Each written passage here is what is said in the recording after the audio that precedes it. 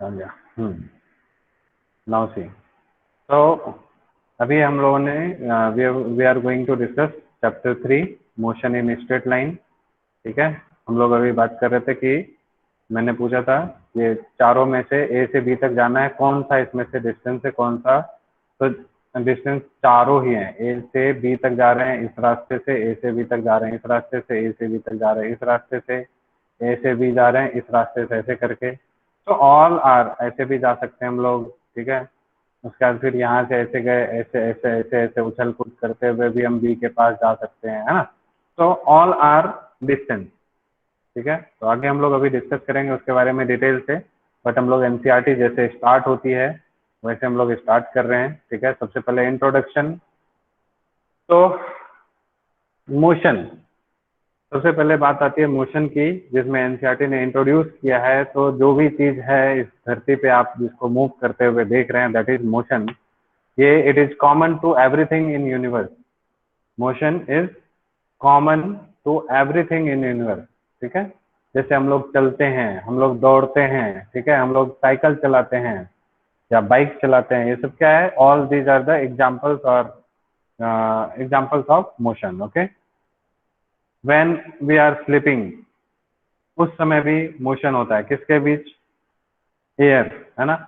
Air moves into and out of our lungs, है ना। तो air is moving inside and coming out of the lungs. ठीक है, तो again this is what example of motion. ठीक है, and blood flows in the arteries and veins. Blood हमारी body में होता है, आप रेस्ट में बैठे हुए हैं, even you are studying and you are sitting, even though blood is moving, blood is flowing in your arteries and veins. ठीक है, so these are examples of motion. Okay, you see that leaves are falling from the trees, water flowing down a dam, all these are examples are of motion. So we see that the in universe motion is the common for everything. Okay, automobiles, planes carry people from one place to another place. These are all examples of motion. Okay, earth rotates once every 24 hours and revolves around the sun once in a year. All these are in motion. Okay, sun is itself is in motion. आपको मालूम है, हम लोग पढ़ते हैं कि जो है सन के चारों तरफ अर्थ रिवॉल्व करती है, but sun also rotates on its own axis. Sun जो है अपनी एक्सिस पे भी रोटेट हो रही होती है और अर्थ इसके चारों तरफ घूम रही होती है। तो everything is in motion. Okay, ठीक है, तो ये सब चीजें हैं, है ना, मोशन के बारे में। तो अब यहाँ पर क्या है, मोशन इन स्ट्रेट लाइन हम लोग पढ़ने जा रहे हैं। ठीक है, तो हम लोग पढ़ेंगे motion in 1 dimension, motion in 2 dimension and motion in 3 dimension. Okay, तो मोशन इन 1 डायमेंशन की जब भी बात आती है ना, यानी कि आपको सिर्फ एक एक्सिस की बात करनी है। Okay, either x axis, either y axis और either z axis. Okay, got it, this is x axis, y axis and z axis. Okay, so if any body is moving along a straight line, means either he will move along this axis, either he will move along this axis or will move along this axis. या फिर आप बोलेंगे कि अच्छा ऐसा है x Y Z के along move करेगा, ऐसा भी तो हो सकता है, ऐसे मूव करे, ऐसे मूव करे, ऐसे मूव करे, है ना। तो कोई भी अलग, यहाँ पर आप बोलेंगे ऐसे अगर मूव कर रहा है तो ये कौन सा एक्सिस हुआ। तो इसके लिए हम लोग आगे चल के अभी पढ़ेंगे रेफरेंस पॉइंट और रेफरेंस लाइन, रेफरेंस फ्रेम। तो जिस एक्सिस के अलॉन्ग मूव कर रहा है उसी एक्सिस को हम लोग एक्स वाई या जेड एक्सिस बोल देंगे। ठीक है, समझ रहे हैं ना। तो if anything is which is moving in 1 dimension means you are required only one coordinate axis. What are coordinate axis, do you know? X axis, y axis or z axis, these are coordinate axis. Okay, so if a body is moving in a straight line, only 1 dimension, only one coordinate axis is required. ठीक है, if, और इसको हम लोग बोलते हैं, है ना, क्योंकि motion on straight line, line के अलॉन्ग मूव कर रहा है, तो इसलिए इसको हम लोग बोलते हैं रेक्टिलिनियर, है ना, that is called rectilinear motion. Okay, समझ गए? So anything the motion of an object along a straight line is known as rectilinear motion. याद रहेगा, रेक्टिलिनियर का मतलब क्या होता है? Motion in a yes sir. Straight line. ठीक है, तो it it may be moving with uniform acceleration or it may be moving with non uniform acceleration, okay, but mostly हमारे सिलेबस में यूनिफॉर्म एक्सेलरेशन की बात करते हैं। ठीक है, समझ आ रही बात? इतनी बात क्लियर है सबको? Yes sir. यस ठीक है, यस सर। तो आपका जो चैप्टर 3 and 4 है, मोशन इन स्ट्रेट लाइन, अगला चैप्टर आता है that is motion in plane. जैसे मोशन इन प्लेन की बात करते हैं, means it is any body is moving in 2 dimension, okay, means कोई भी बॉडी, जैसे एक्स एक्सिस है, ये वाई एक्सिस है, ये 2 डायमेंशनली मूव कर रहा है, ऐसे मूव कर सकता है ना, पैराबोलिक पाथ लेगा या फिर ऐसे मूव कर सकता है ना, तो एक्स एक्सिस के अलॉन्ग भी जा रहा है, वाई एक्सिस के अलॉन्ग भी मूव कर रहा है, so that is called motion in 2 dimension या मोशन इन प्लेन। ओके, ठीक है, फिर उसी तरह से मोशन इन 3 डायमेंशन, जिसमें आप बोल सकते हैं जैसे कोई भी चीज फ्लाई कर रहा होता है, ठीक है, जैसे बजिंग बी है, मधुमक्खी है ना, ये क्या है?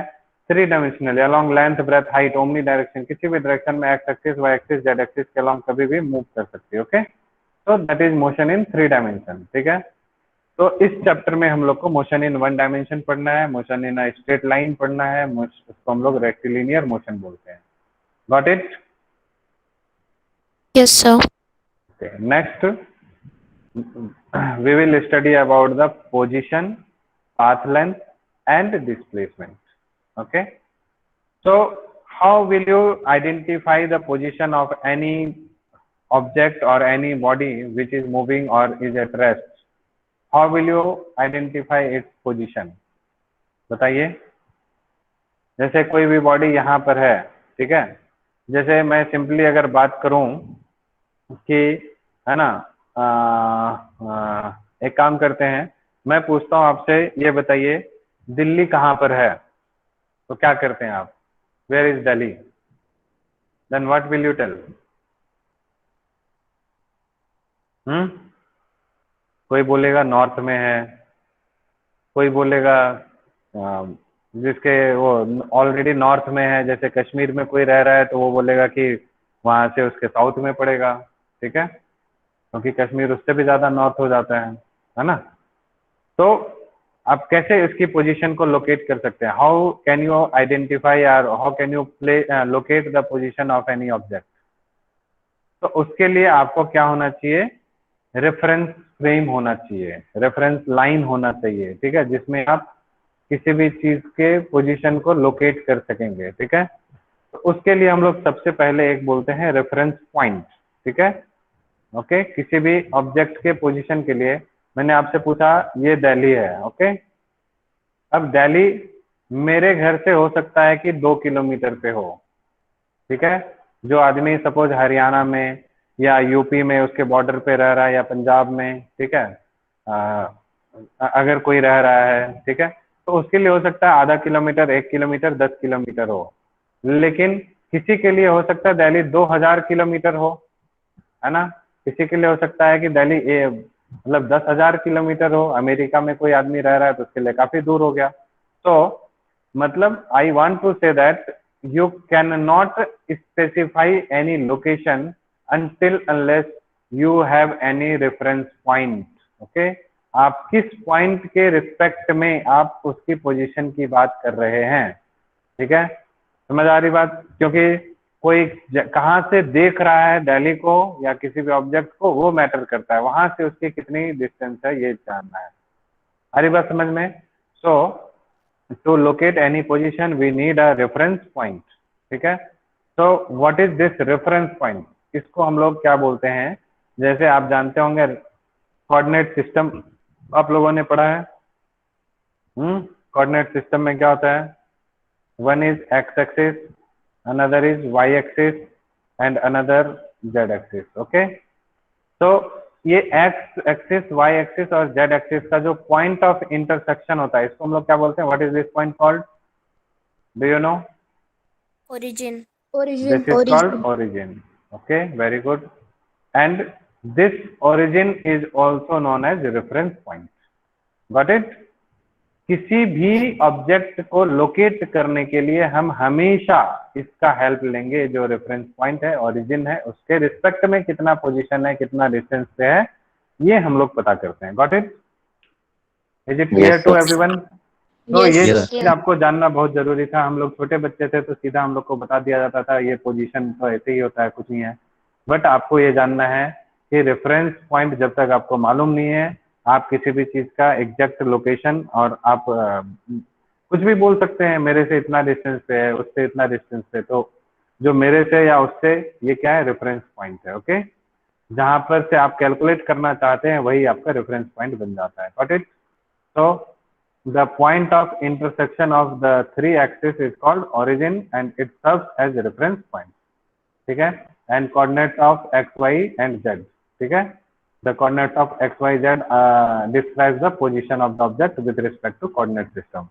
जैसे मैं बोल रहा हूँ कि अगर कोई ऑब्जेक्ट यहाँ पर है, ठीक है, इसका कोऑर्डिनेट है 3,4,1, मतलब है ना, ये एक्स एक्सिस, ये जो है 3,4,1, इसका मतलब क्या हो गया कि ये जो डिस्टेंस है ये कितना है? 3। ये डिस्टेंस कितना हो गया? 4। और जेड एक्सिस से कितने डिस्टेंस पे होगा? ये 1 डिस्टेंस पे, है ना। तो इस तरह से इसका पोजीशन पता चल जाता है ना। सारी बात समझ में सबको? yes, sir. Yes, sir. Okay, ठीक है। अब ये जो हमारा पोजीशन, ये डिफरेंस पॉइंट से हम इसको कैलकुलेट करते हैं, ठीक है। लेकिन हम लोग का पोजीशन जो है वो उसको कैलकुलेट करने के लिए इसी रेफरेंस पॉइंट में, या जो ये क्या बोलते हैं, जो भी कोऑर्डिनेट सिस्टम में है, इसमें हम लोग क्या करते हैं? क्लॉक को फिट कर देते हैं, घड़ी को फिट कर देते हैं, जो आपको टाइम बताता है कि इस टाइम के रिस्पेक्ट में इसकी पोजीशन क्या है ना। तो अगर इसमें हम लोग क्लॉक को इंट्रोड्यूस कर देते हैं तो वो हमारा बन जाता है फ्रेम ऑफ रेफरेंस। ठीक है, ये सब डेफिनेशन आपसे पूछा जाता है एमसीक्यूज में। ठीक है, तो to measure time we position a clock in this system. ठीक है, इसमें हम लोग एक क्लॉक को इंट्रोड्यूस कर देते हैं and this coordinate system along with a clock constitute frame of reference.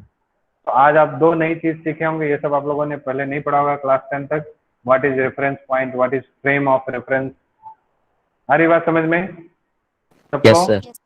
कभी भी किसी चीज के पोजीशन को अगर आप लोकेट करना चाहते हैं तो you have to have a frame of reference. Without any frame of reference, if you are giving any information, it is not valid and it is not true for all. ठीक है, किसी के लिए कुछ और पोजीशन हो सकता है, किसी के लिए कुछ और पोजीशन हो सकता है। If you want to have a common position and common observation for everyone, you have to give a frame of reference। ठीक है, अच्छा अभी मैं एक चीज और बता रहा था आपको, चैप्टर 3 और चैप्टर 4 में, है ना, जो दोनों चैप्टर है उसको हम लोग बोलते हैं काइनेमेटिक्स। ठीक है, ये एक वर्ड आता है जिसको हम लोग बोलते हैं काइनेमेटिक्स। ठीक है, इसमें हम लोग जो स्टडी करते हैं, इसमें हम लोग ये नहीं बताते हैं कि किस वजह से किसी भी चीज का मोशन हुआ। We study only about the motion. ठीक है, कॉज ऑफ मोशन के बारे में हम लोग डिस्कस नहीं करते हैं कि किस वजह से मोशन हुआ।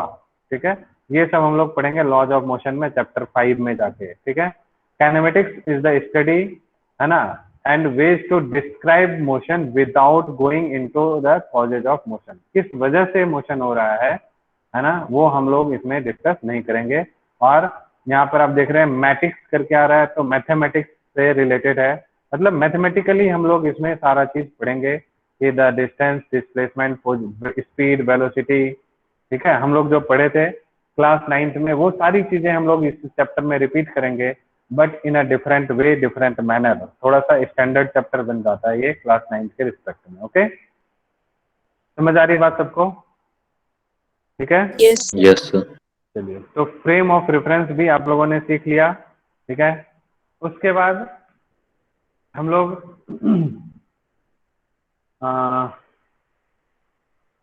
कैसे आप किसी भी चीज को ये जज करेंगे कि कोई भी चीज रेस्ट में है और कोई भी चीज मोशन में है, बताइए। How can you say that if an object is at rest and the object is in motion. How will you answer this? What do you mean by rest? बोलिए बोलिए, कोई बोल रहे हैं, सर बोलिए. अगर टाइम के रेस्पेक्ट में कोई भी चीज का पोजीशन चेंज हो रहा है तो कहेंगे वो मोशन में, वरना वो रेस्ट में. Okay, very good. और कोई?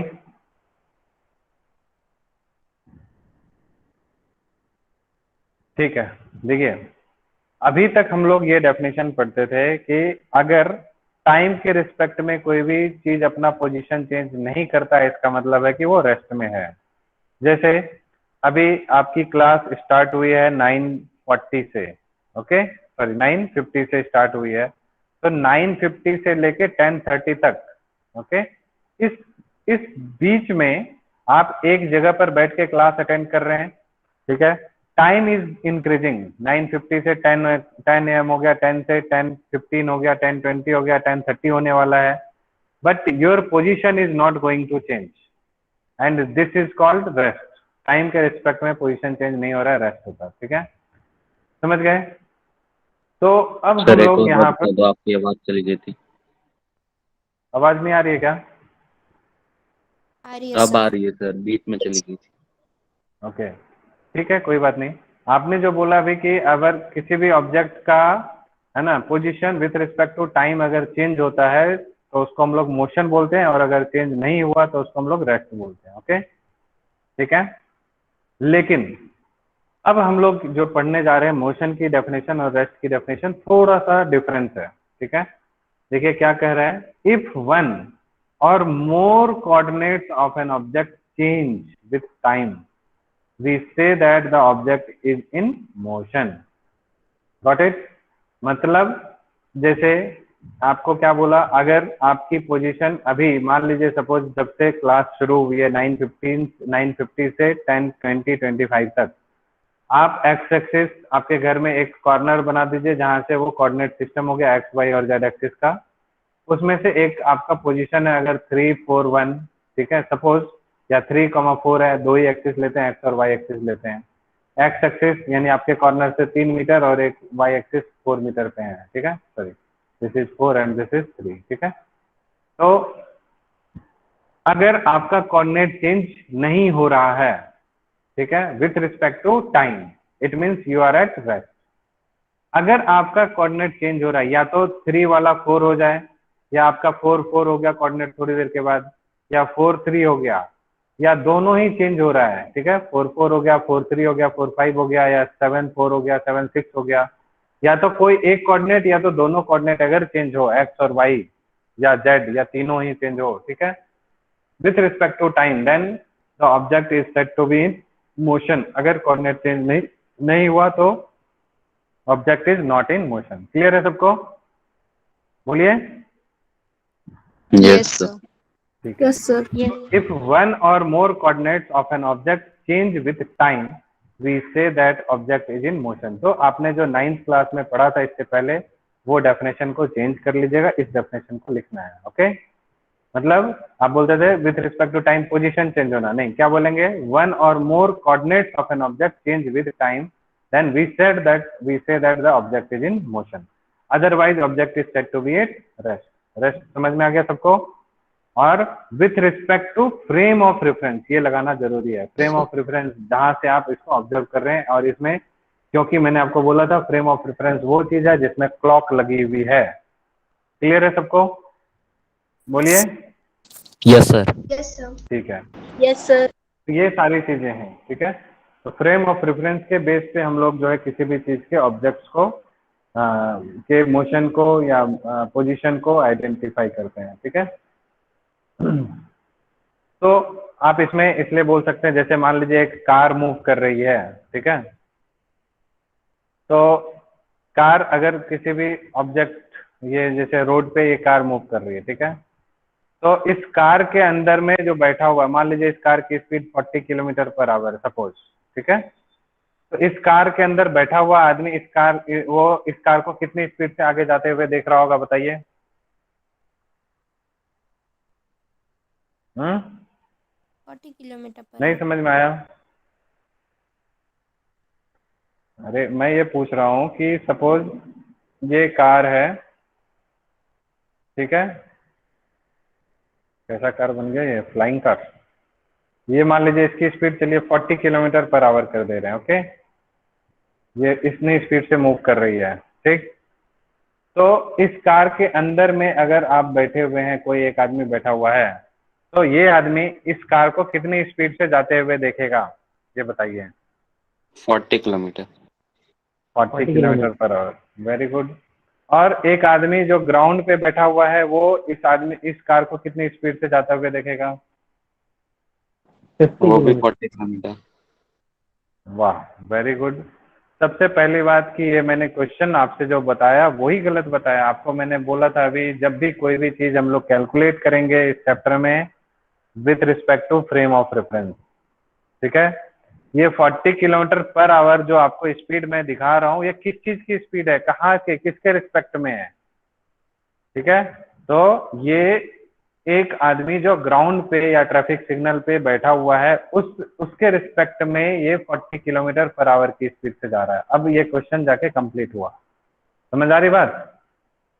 ठीक है, ध्यान से समझिएगा। Yes sir. ये जो ग्राउंड पे आदमी है उसके रिस्पेक्ट में वो देख रहा है कि कार 40 किलोमीटर पर आवर की स्पीड से जा रही है, ठीक है। तो अब ये बताइए, इस कार के अंदर जो आदमी बैठा है वो इसको कितनी स्पीड से जाता हुआ देखेगा? 40 किलोमीटर पर आवर से देखेगा, क्योंकि उतनी ही स्पीड से तो कार चल रही है। समझ आ रही बात सबको? Yes sir. बोलिए। नहीं, ऐसा नहीं है, ठीक है। क्या इस ऑब्जर्वर, अब यहां पर आ गया ना भाई, क्या इसके रिस्पेक्ट में कार आगे बढ़ रहा है क्या? अगर No. ऑब्जर्वर को आपने यहाँ पर डाल दिया, क्या इस ऑब्जर्वर के रिस्पेक्ट में ये यहाँ पे बैठा है, कार आगे भाग रहा है क्या 40 से? बोलिए। No. No. So what is the velocity that this observer will observe, which is sitting inside the car? Who is sitting inside the car? बताइए। 0 kilometer per hour. Yes, very good. He will observe that the car is at rest because with respect to him car is not moving, ठीक है। Car move किसके respect में कर रहा है? With respect to road, with respect to observer, है ना, which is on the road, on the traffic signal, on the ground. आ रही बात समझ में सबको? Yes sir. ठीक है। तो ये रेफरेंस फ्रेम आप चेंज कर दिए। आपका रेफरेंस फ्रेम ग्राउंड पे था, अभी हमने रेफरेंस फ्रेम कार के अंदर रख दिया। जहां पर ऑब्जर्वर होता है वहीं पे रेफरेंस फ्रेम को डालते हैं, ठीक है। समझ नहीं आ रहा किसी को? ठीक है सर, कंफ्यूज हो गया मैं, एक बार और बताओ ना। देखिए, मैं ये कह रहा हूं कि आपको कोई भी अगर कार है सपोज, ठीक है, या कोई भी गाड़ी है, ठीक है, ये ग्राउंड पे कोई ऑब्जर्वर अगर बैठा हुआ है, ये इसके रिस्पेक्ट में ये देख रहा है कि ये कार जो है 40 किलोमीटर पर आवर की स्पीड से मूव कर रही है, ठीक है, ओके। तो अभी फ्रेम ऑफ रेफरेंस हमारा यहाँ है इसके रिस्पेक्ट में। लेकिन कोई आदमी अगर कार के अंदर बैठा हुआ है, यहाँ पर बैठा हुआ है अंदर में, तो उसके रिस्पेक्ट में कार रेस्ट में है या मूव कर रही है, ये बताओ। रेस्ट में। रेस्ट में है, तो कार इज नॉट मूविंग, है ना। तो इसलिए अगर हमारा रेफरेंस फ्रेम यहाँ कार के अंदर में लेके जाएंगे, जहां पर ऑब्जर्वर अब ये आदमी बन गया, तो रेफरेंस फ्रेम को यहाँ सेट कर दिए, तो ये आदमी इसको कितने स्पीड से जाते हुए देखेगा? कार को 0 किलोमीटर पर आवर की स्पीड से देखेगा। तो car is at rest. Got it? Yes sir. Yes sir. ठीक है, आ रहा है समझ में? तो आज हम लोग इतना ही रखते हैं, टाइम खत्म हो गया है, ठीक है। बाकी हम लोग नेक्स्ट क्लास में डिस्टेंस